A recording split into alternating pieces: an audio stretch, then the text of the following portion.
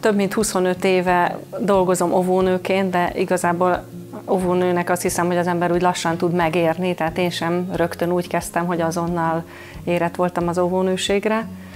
És hát azóta gyakorlatilag a mindennapjaim része az, hogy állandóan gyerekek között vagyok, és ráadásul olyan szerencsés adottságokkal születtem, hogy olyan családban nőhettem fel, ahol természetes volt az, hogy minden nap valami kétkezi munkát végeznek a körülöttem lévő felnőttek, sőt, az is nagyon gyakori volt, hogy ezeket a munkákat énekelve végezték, illetve hát együtt végeztük, és nekem ez természetes része volt így az életnek, hogy együtt munkálkodunk, együtt dolgozunk, együtt kézműveskedünk, amit lehet magunk készítünk el, és ezt nagyon gyakran ráadásul dalok kísérték, ami ráadásul egy ilyen különös értéke és ajándéka volt így az életnek, és amit később tapasztaltam, hogy ez sajnos elég ritka a családokban. Kifejezetten kiváltságosnak gondolom a gyerekkoromat, és aztán ezt így hoztam magammal, és úgy gondolom, hogy ez nagyon sokat hozzáadott az értékrendemhez is, meg egyáltalán a jellememhez, ahhoz, akivé váltam.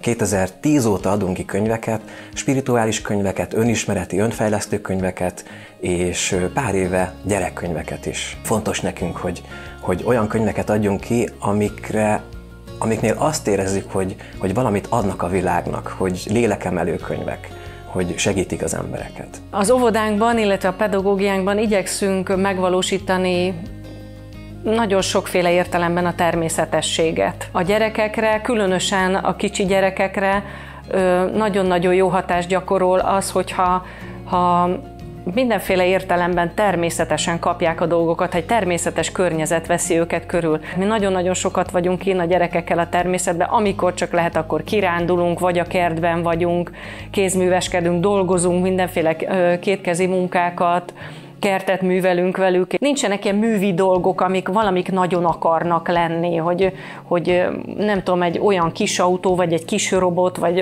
vagy kis unikornis, vagy valami, ami már nem tud más lenni, ami olyan és kész, és ott már nagyon nehéz nekik a fantáziájukat megmozgatni hozzá. És ezért az ovinkban például nagyon jellemző az, hogy nagyon egyszerű dolgok vannak, amiket aztán ők tesznek valamivé.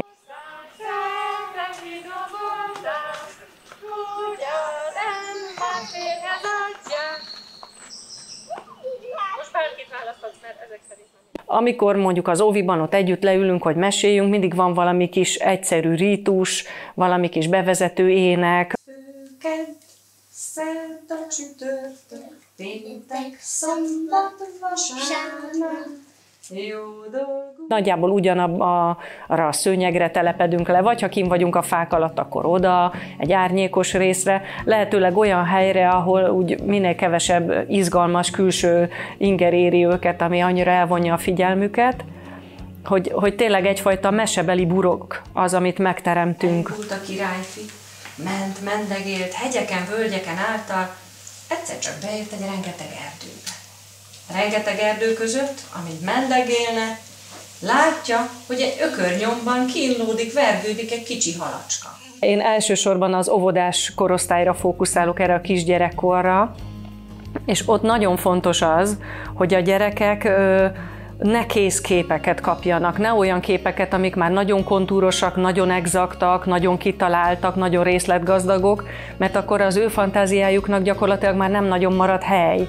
Olyan, mintha nem tudom, egy kész tablettában megkapnának egy ebédet, és akkor azon már se rágni nem kell, se semmit csinálni, és igazából ez pont, hogy nem inspirálja őket arra, hogy maguk teremtsenek a fantáziájuk által, már pedig ez az ő korukban egy nagyon-nagyon fontos erő, amivel nagyon jó, ha élni tudnak, és a felnőtt korukban ezt aztán nagyon kamatoztatni tudják. Úgy érzem mindig, hogy amit úgy igazán jó szívvel adnék a gyerekek kezébe, olyan mesekönyvből kevés van.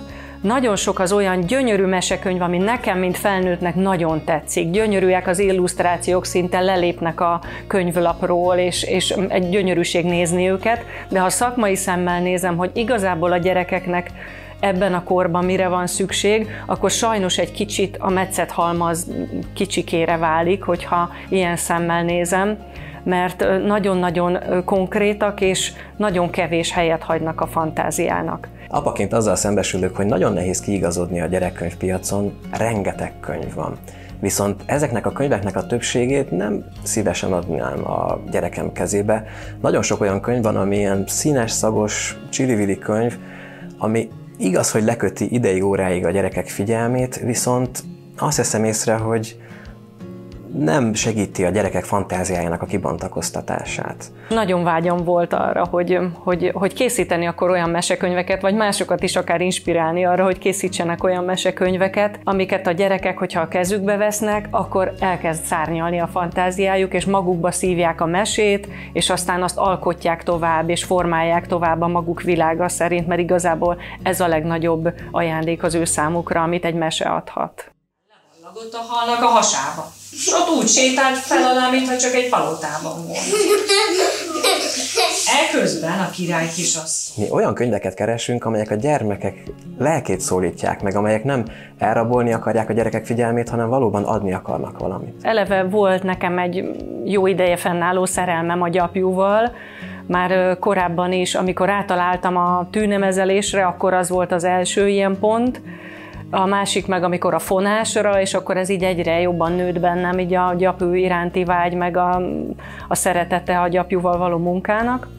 Nagyon élveztem azt a folyamatot, ahogy ez fejlődik ez a dolog, egyre több arcát mutatja meg, mert igazából ez még valahol egy ilyen feltérképezetlen terület, ez nem olyan régóta van a tűnemezelés, pláne nagyon kevesen használják ezt direkt képekre. Már 20 éve adok ki könyveket, adtam ki művészeti albumokat, képregényeket, amerikai, francia, japán, magyar nyelvű képregényeket is, voltam szakmai zsűriben is, ahol nagyon sok alkotással találkoztam, de ilyen technikával még nem találkoztam. Ahogy készítettünk egyre több mindent gyapjúból, akkor egyre inkább látszott az, hogy a gyapjúnak ott van ez a fantasztikus tulajdonsága, hogy kicsit ez az éteri kontúr nélküliség, ez gyakorlatilag így egy ilyen varázslatosságot kölcsönöz neki.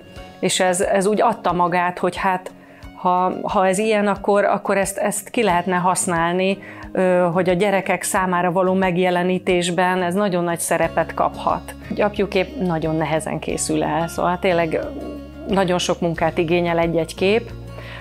Nem is konkrétan maga az elkészítés, amikor már nekiállok felvinni a gyapjút a filc alapra, hanem nagyon sok előkészítő munkát igényel. Nekiállok egy-egy képet elkészíteni, akkor nagyjából van egy kép a fejemben, hogy körülbelül minek kell rajta lenni, hogy na, akkor most ott lesz egy fa, és akkor azon rajta lesz a legkisebbik legény, és akkor ide nyúl, mögötte a háttér kb. Ilyen, meg ugye a színvilágot is nagyjából elképzelem.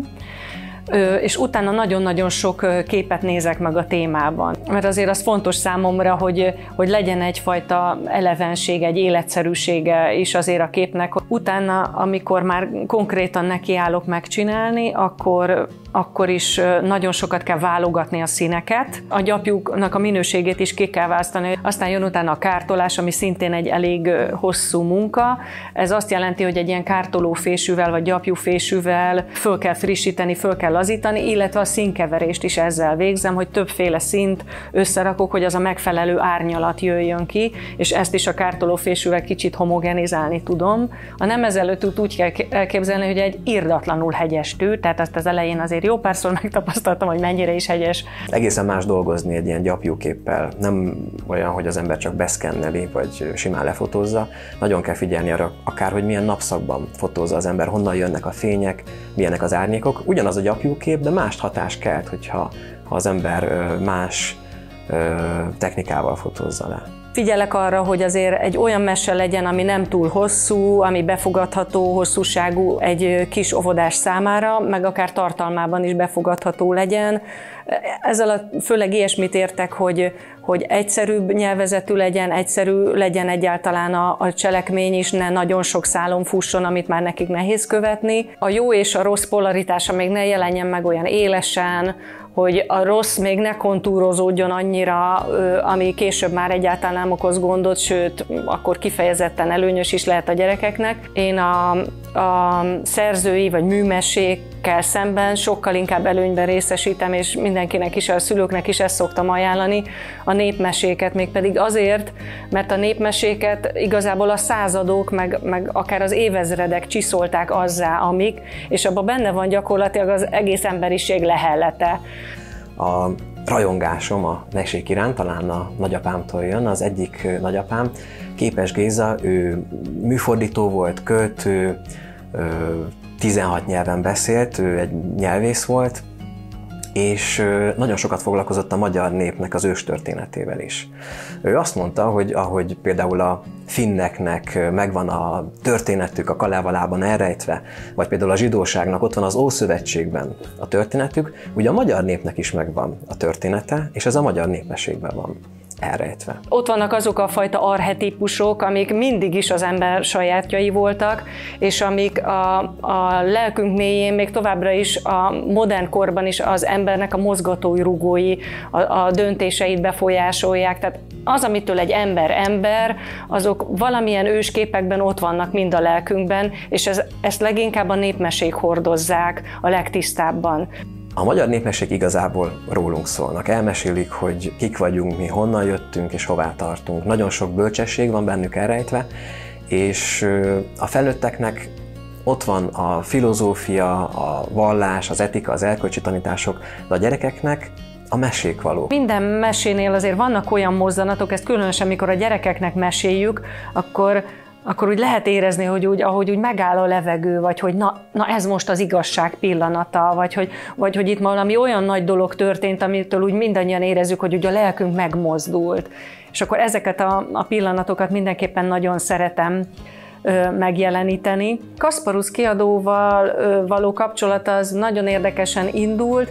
Én bennem ugye úgy érlelődött, ahogy mondtam is, az a gondolat, hogy én nagyon szeretnék ilyen gyapjú kép illusztrációs meséket a gyerekeknek, és rögtön ők jutottak eszembe, mert nekünk Gáborral már volt korábban munkakapcsolatunk, hiszen én már korábbi általuk megjelentetett mesekönyvben is így munkatársként közreműködtem, és nagyon is örültem, hogy ők nagyon nyitottak pont ezekre a mesékre, amik a kisgyerekkorban annyira jól használhatók a szülők számára. Ezért rögtön megkerestem Gábort, hogy ő lát-e fantáziát egy ilyen könyvben, ne adj Isten könyvsorozatban, mert én már rögtön könyvsorozatban gondolkodtam, és ő is nagyon megörült ennek, megmutattam neki pár képet, amik már elkészültek, gyapjúképek, az elsőre kiválasztott meséhez, az Aranytulipánhoz, ami ugye azóta már meg is jelent, és neki nagyon tetszett, úgy éreztem, hogy beleszeretett, ha mondhatom ezt, és akkor ezt a közös